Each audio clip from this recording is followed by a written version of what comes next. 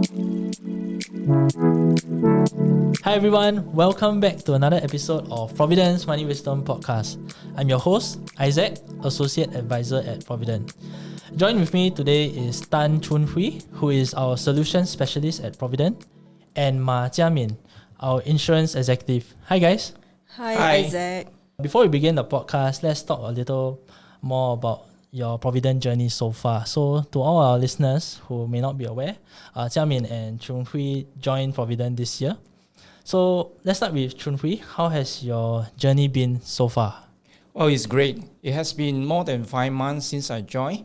The colleagues here are very helpful and friendly.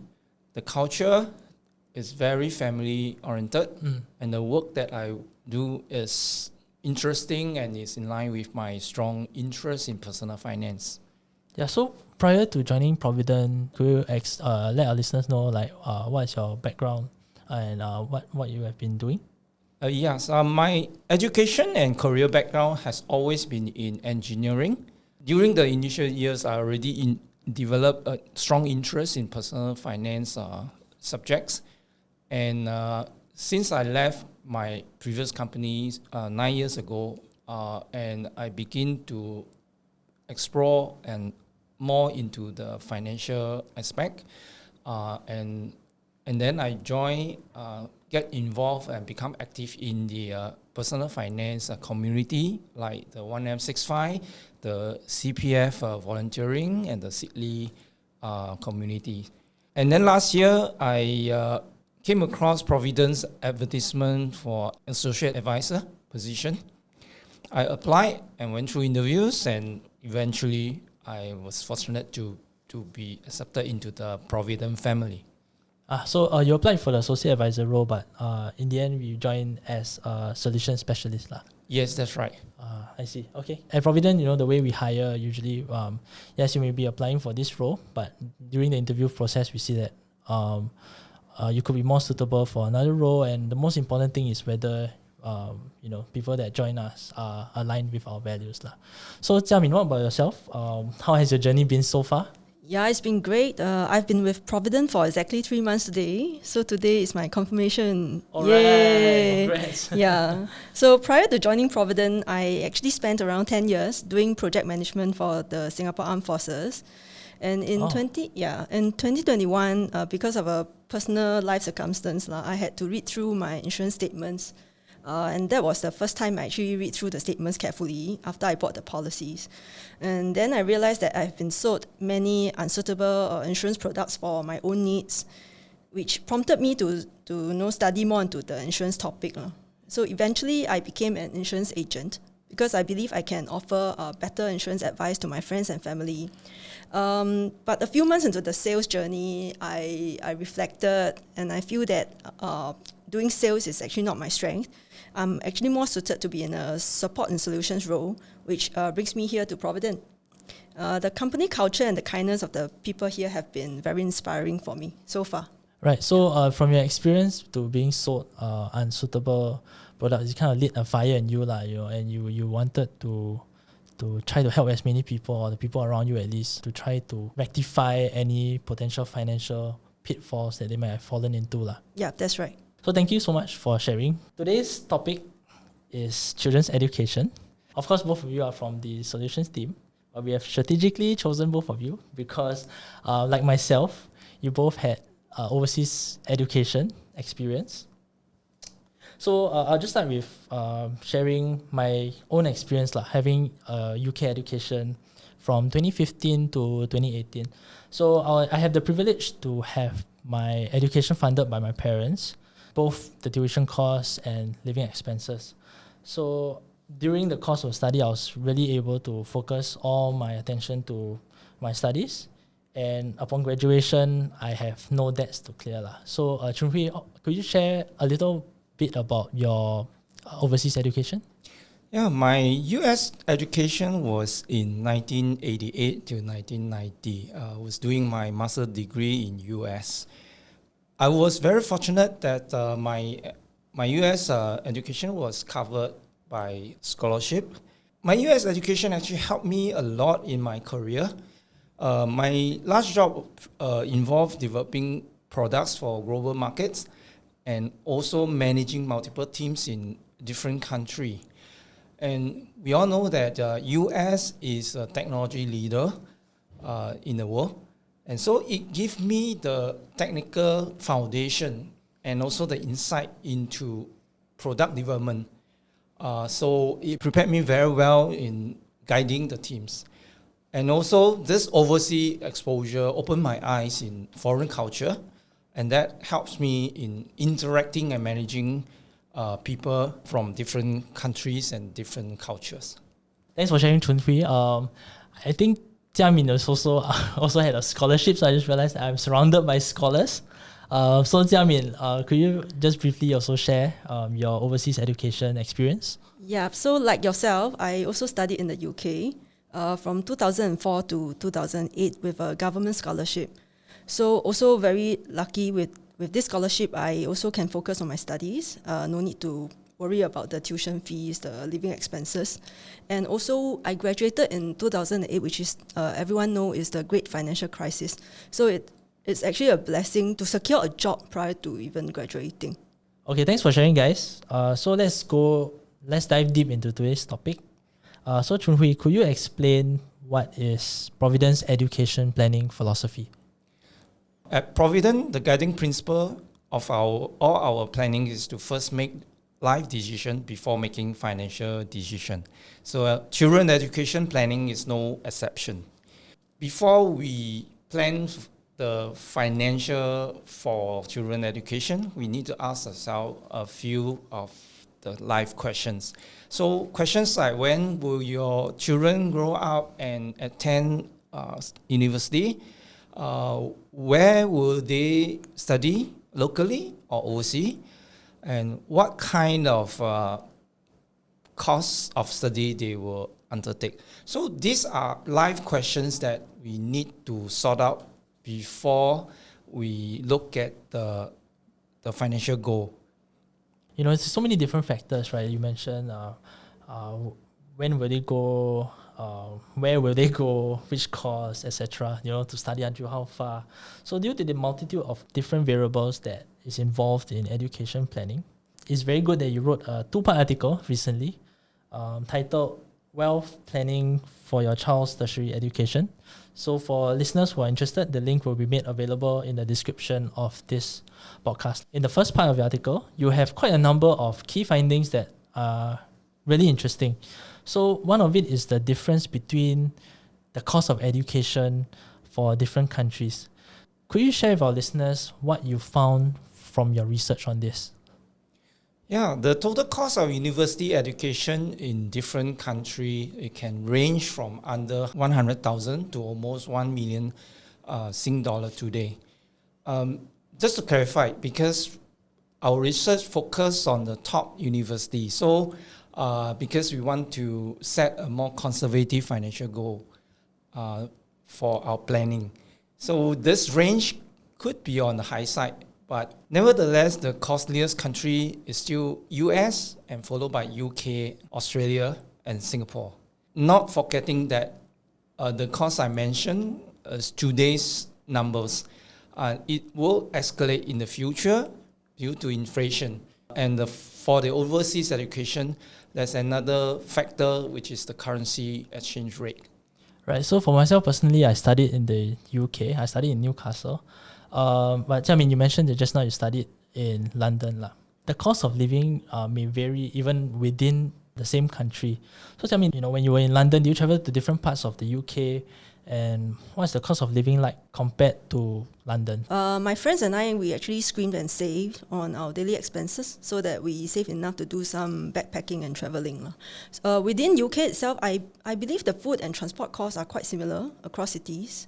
And also, these expenses are partly personal lifestyle choice and can be controlled. But something that I realized that cannot be controlled and cause the major difference in expenses is in rent. So London rents are much higher compared to other cities, and especially my university is in Zone 1 of London, which is the central part and the most expensive part of London. So I got 800 over pounds per month of allowance from my scholarship, and actually half of that already went to rent. My friends in other cities where their universities provide university housing, or in cities where rent are lower, definitely had a lower cost of living. And in fact, the scholarship allowance for other UK cities were lower during my time there compared to London. So Choong Hwee, based on Jiamin's point, did your research take into account differing costs of living within the same country? So for example, like Jiamin mentioned, the rent in London is a lot more expensive than, say, Newcastle. Or is it just, the median cost? There will be difference in cost of living in different cities and different countries. But our research on cost of living, we take the information from each of the university portal. And then we take an average of the cost of living from the selected universities that we have covered in those countries. So yeah, we are taking the average cost. Okay, thanks for clarifying, Choong Hwee. So in your research, you also found that there are huge differences between medicine and non-medicine courses. So why is this so? Medicine courses are more expensive than the non-medicine one, mainly due to two factors. The first one is the medicine course itself has higher tuition fee. The running cost of medical school is higher because of a few factors.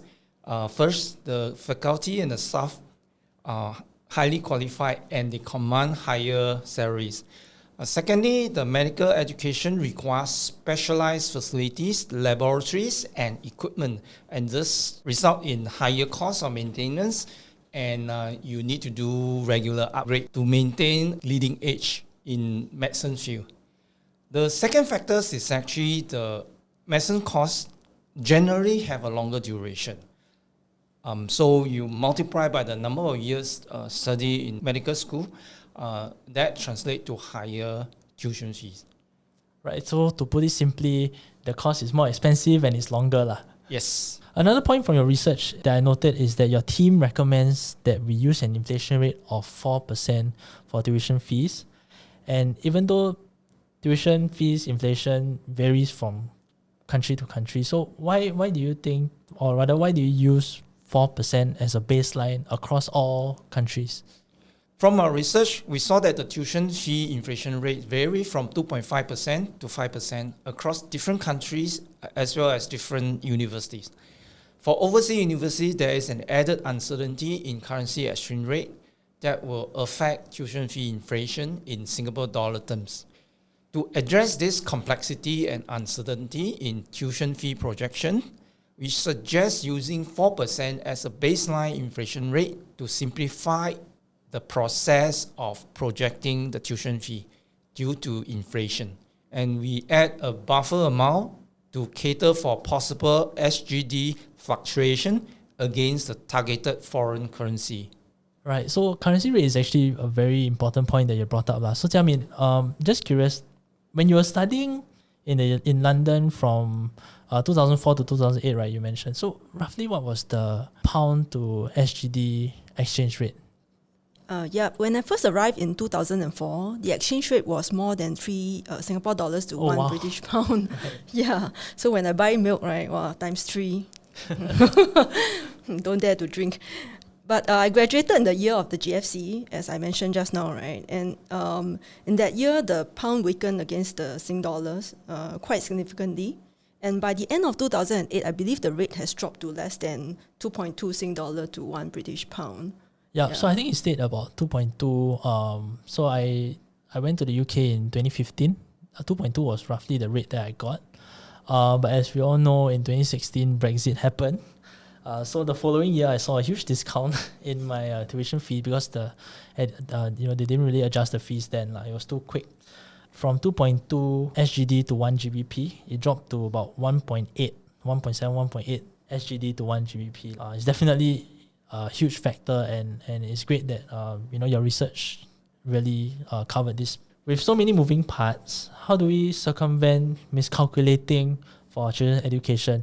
As just now, myself and Jiamin, we shared currency can fluctuate, and tuition fee inflation is not really a fixed rate. It's not linear every year. So how do we circumvent this potential pitfall when it comes to calculating for children's education?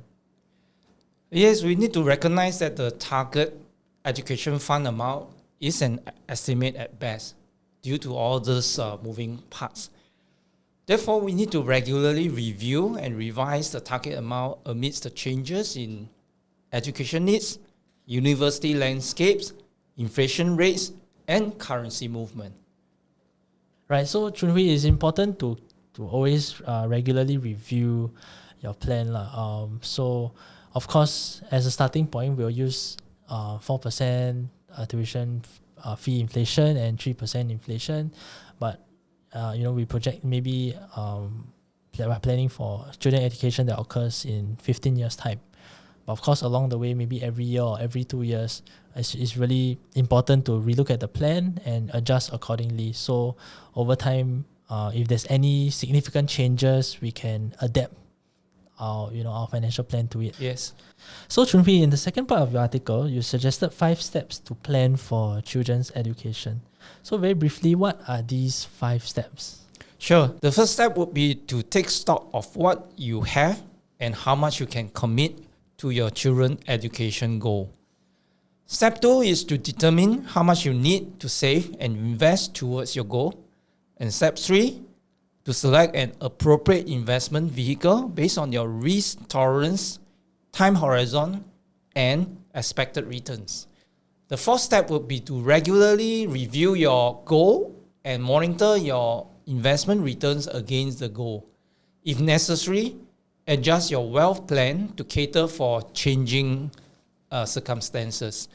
And if you are not comfortable with wealth planning and investing on your own, you should consider engaging a trusted wealth advisor to guide you in creating a plan specific to your situation. That makes sense because I'm sure there's a lot of ambiguities when it comes to children education planning. For example, we wouldn't know what courses our children will be studying, their future preference for local or overseas education, or to what degree level they want to attain. So how do we approach saving and investing for our children's education in that case? So for example, should they start early or should they wait until they can make a good guess? Like, wait until your kid is maybe in secondary school or you kind of see what his interest is in and then we make a good guess from there. Yes, it takes time to grow your investment, and the earlier you set aside the fund for your children's education, the less capital you need to commit upfront, or you don't need to chase after a higher return from your investment.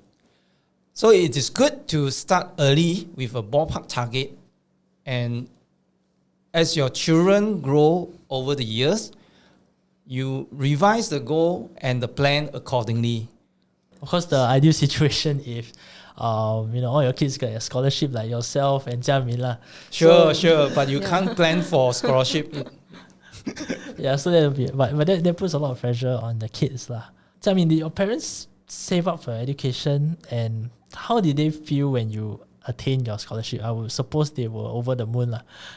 My mom is a housewife and my dad was the only breadwinner, the breadwinner of the family. So with a single income family and I have 2 elder siblings, my family's financial situation actually didn't allow for any extra savings for education. So when I got the scholarship, I'm sure my parents were proud and also relieved because now that the youngest child is also finally independent of their financial support.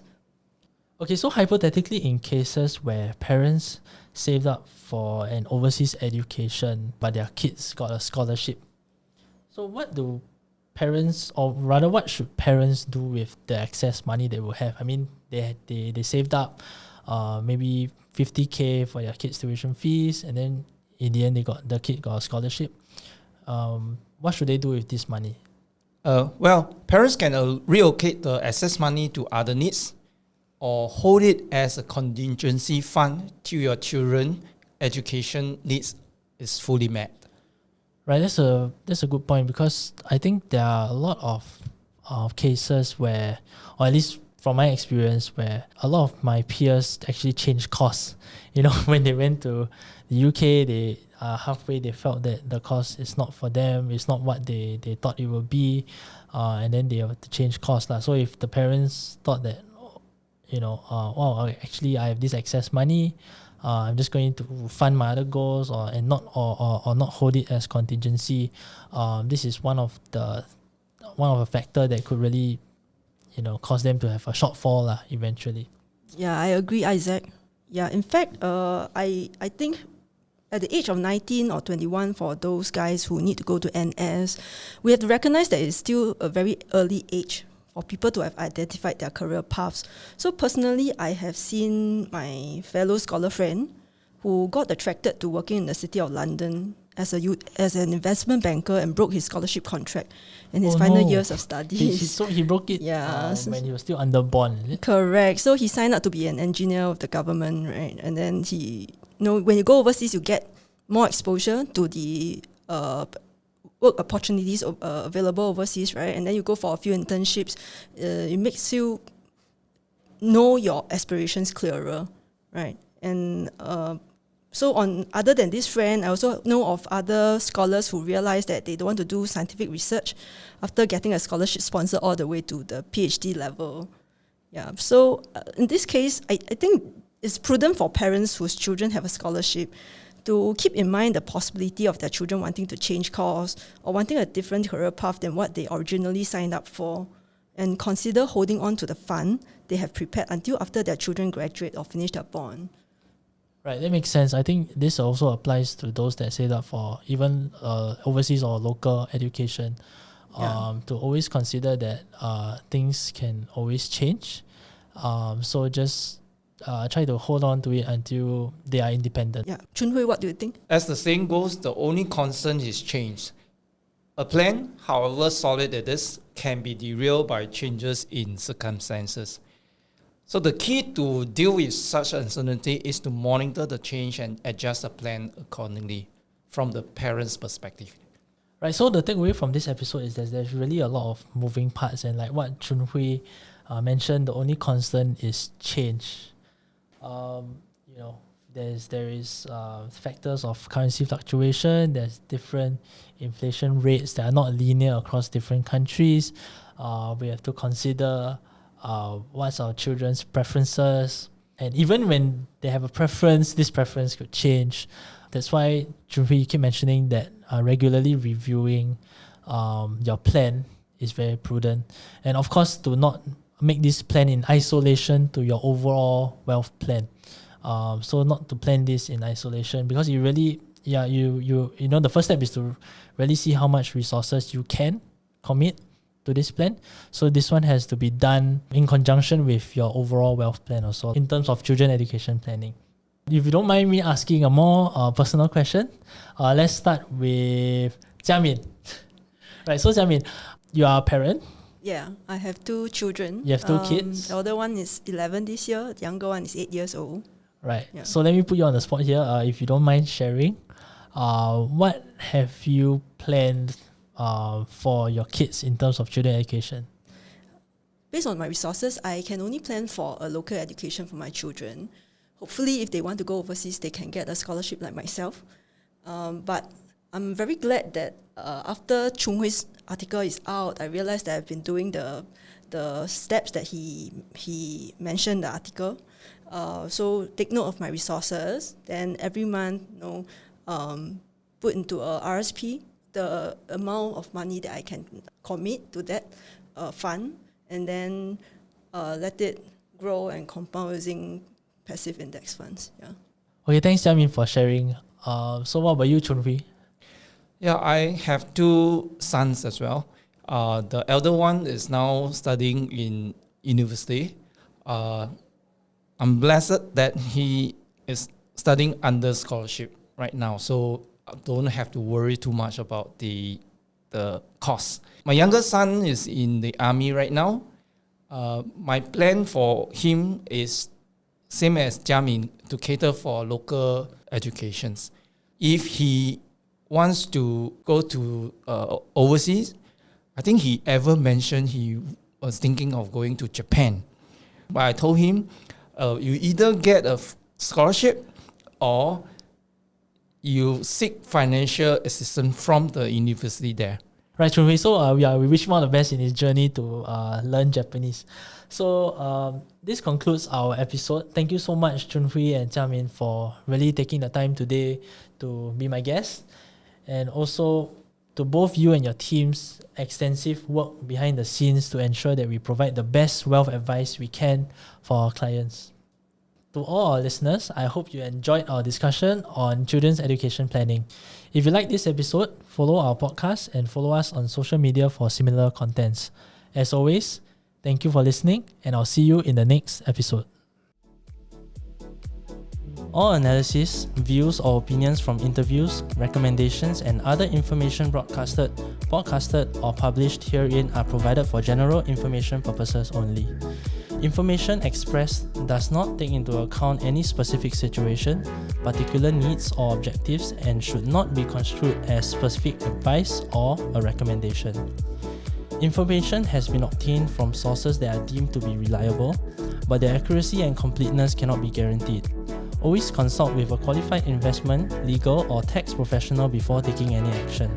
Provident Limited does not accept any liability for any loss whatsoever arising from any use of the information broadcasted, or published herein. All contents and information contained herein may not be copied or reproduced in whole or in part by any means without prior written consent of Provident Limited.